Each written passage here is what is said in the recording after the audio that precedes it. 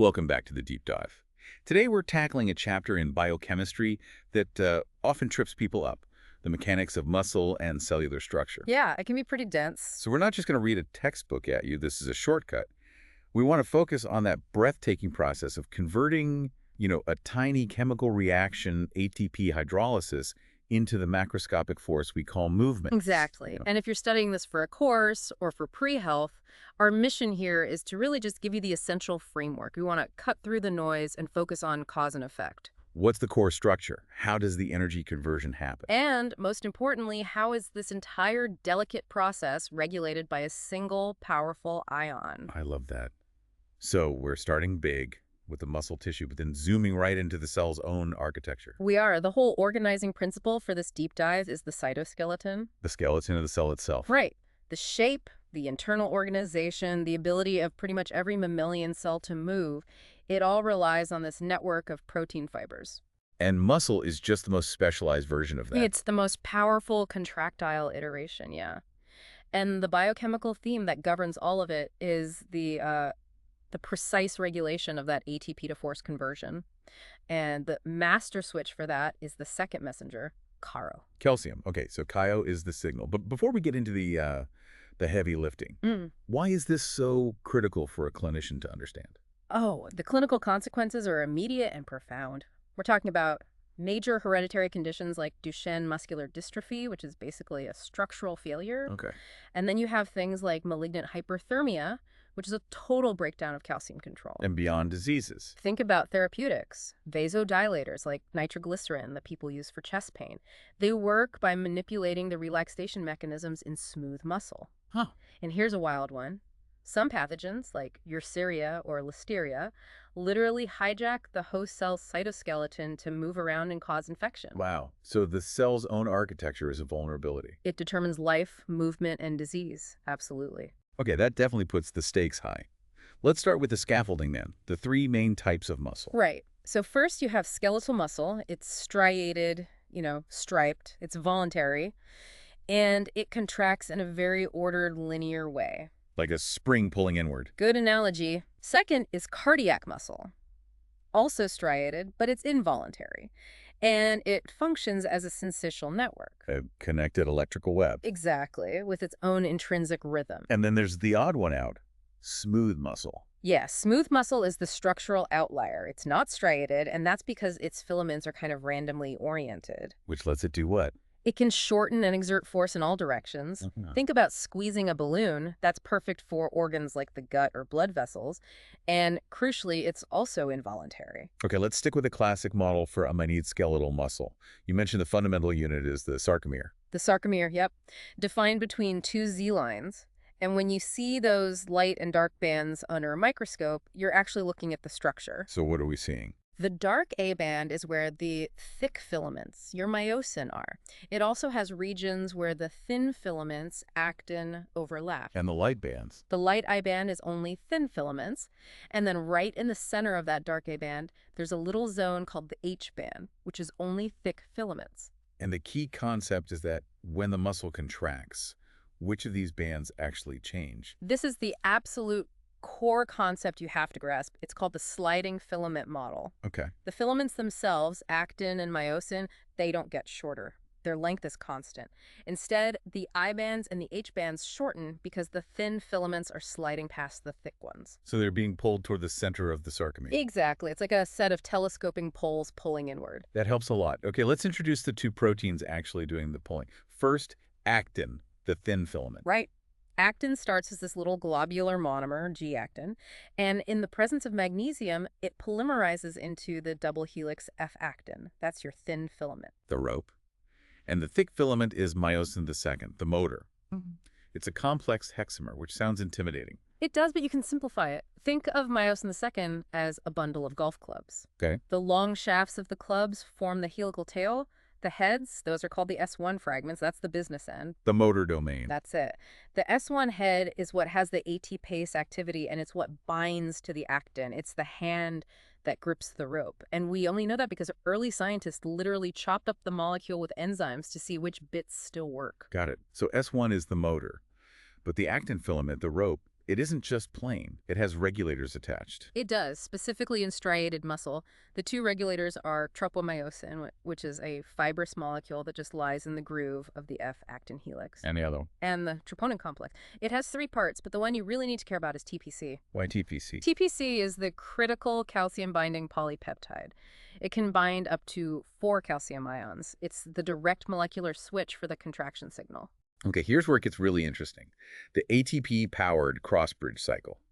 This is where the chemistry drives the mechanics. This is the engine. It's the S1 heads literally climbing that actin row. Walk us through it. What's the starting point? We start in the resting state. The S1 head is already preloaded. It's holding on to ADP and an inorganic phosphate from the last ATP it broke down. So it's cocked and ready, high energy. Primed and ready to go. The energy is stored. What happens when the signal, the calcium, arrives? Okay, step 1, activation. Calcium floods in and binds to that TPC we just mentioned. And that does what? That binding causes a shape change that physically shifts the tropomyosin out of the way, exposing the binding sites on actin. The S1 head immediately latches on. That's your crossbridge. And now the actual pull, the power stroke, Yeah. is the real driver of the force. This is probably the most crucial detail for any student to remember. Once that crossbridge is formed, first the phosphate is released, then the ADP is released. Oh. And it is the release of that bound ADP that provides the immediate driver for the massive conformational change in the S1 head. So wait, it's not breaking the ATP that causes the pull? No, it's the release of the products. Dumping the ADP is what makes the head snap forward about 10 nanometers, pulling the actin with it. That leaves it in a low-energy, nucleotide-free state. Let me just repeat that to make sure I have it.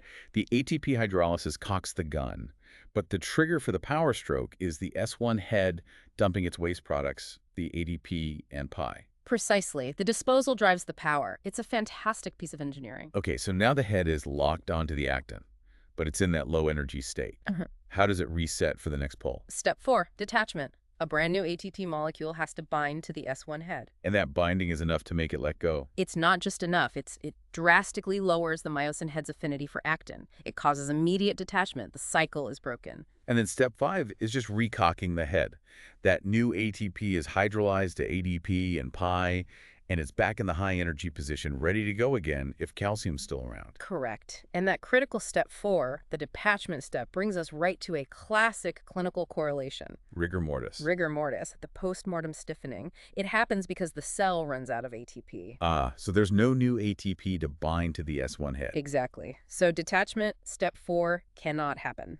The myosin heads stay locked onto the actin, and the muscles are just frozen in whatever state of contraction they were in. Until the proteins themselves start to break down. That's a beautiful, if morbid, example of the biochemistry. It really is. So we got the classic cycle down, but what if the control system is completely different? Let's get into the beautiful chaos of smooth muscle. That's a perfect transition. Because CAWA starts the contraction in all muscle types, but the mechanism of regulation is fundamentally different. Right. In striated muscle, it's actin-based regulation. The control, that troponin complex, sits on the thin filament. In the resting state, one of the subunits, TPI, is basically blocking the binding site. Calcium comes in, binds TPC, and lifts the block. Simple. But in smooth muscle? In smooth muscle, we have myosin-based regulation. The inhibitor is actually part of the myosin head itself, the regulatory light chains. So to get movement, you have to activate the myosin head directly. Yeah. How does calcium do that without troponin? So calcium rises, and it binds to a different protein called calmodulin. Calmodulin. Calmodulin binds 4 calcium ions, and it does so with strong positive cooperativity, which makes it an excellent molecular trigger. This calcium-calmodulin complex then activates an enzyme, Which is? myosin light chain kinase, or MLCK. So the calmodulin complex flicks a switch, MLCK, which then tags the myosin head with the phosphate group, and only then can it grab the actin rope. That's exactly it. The phosphorylation by MLCK releases the inhibitory block. That allows the cross-bridge cycle to start in smooth muscle. When calcium drops, an enzyme called a phosphatase just removes the phosphate, and you get relaxation. That's so different. So the key takeaway is a structural one: actin control in skeletal muscle, myosin control in smooth muscle. And what's also fascinating is there's even a calcium-independent path, a Rho kinase pathway, that not only promotes that phosphorylation, but actively inhibits the phosphatases. Forcing the muscle to stay contracted longer. Exactly. Okay, so where does all this calcium actually come from in a skeletal muscle cell?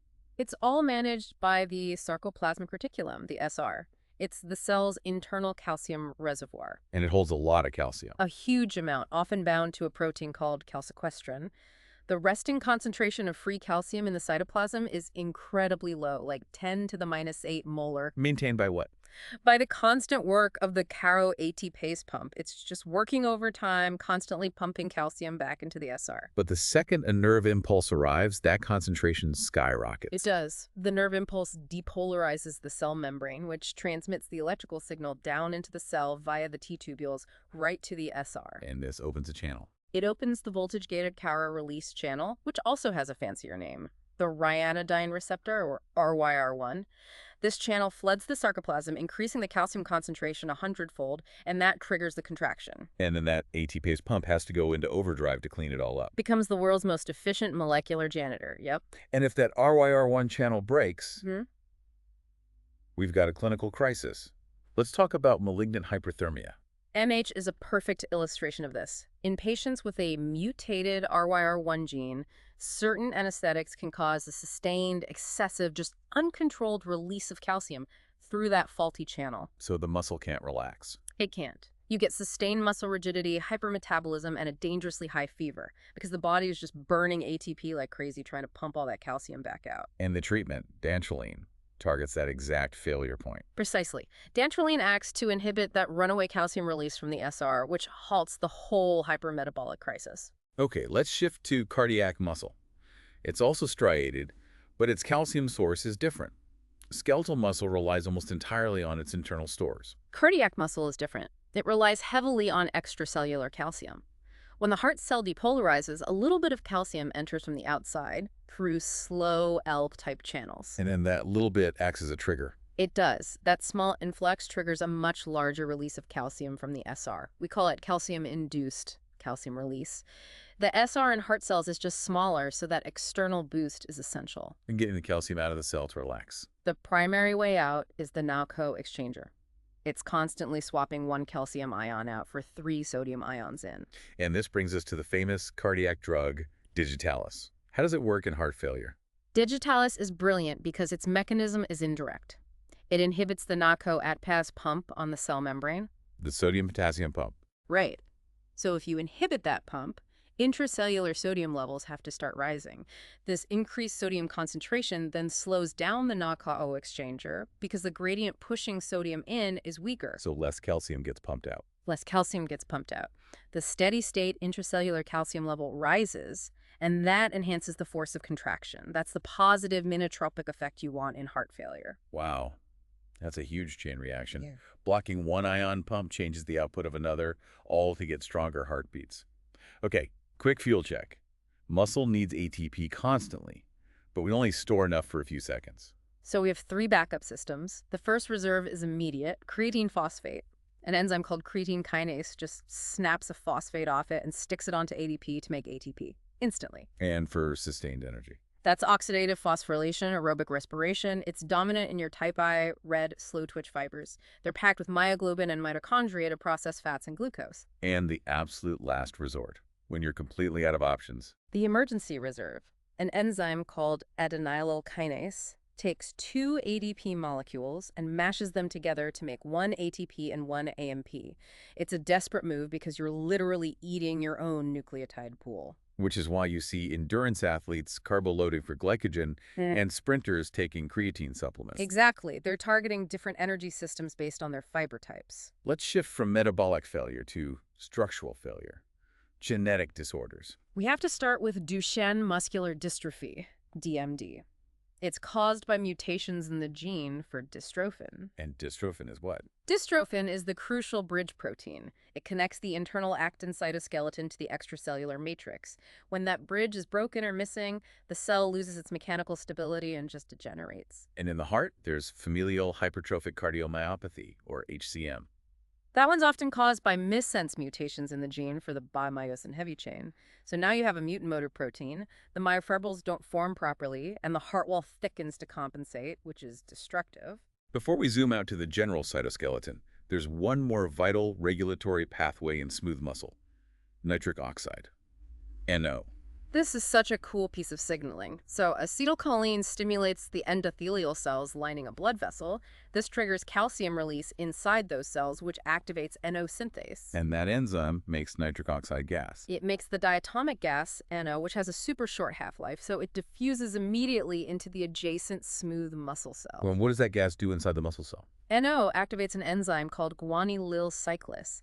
This activation dramatically increases the concentration of a second messenger called cGMP. And cGMP does what? Elevated cGMP leads to a cascade of protein phosphorylation that ultimately causes the vascular smooth muscle to relax, vasodilation. Which explains nitroglycerin. It gets metabolized to NO. And that's why it's such a fast and effective treatment for angina. It opens up the blood vessels almost instantly. A wonderful link from a simple gas to organ-level blood flow.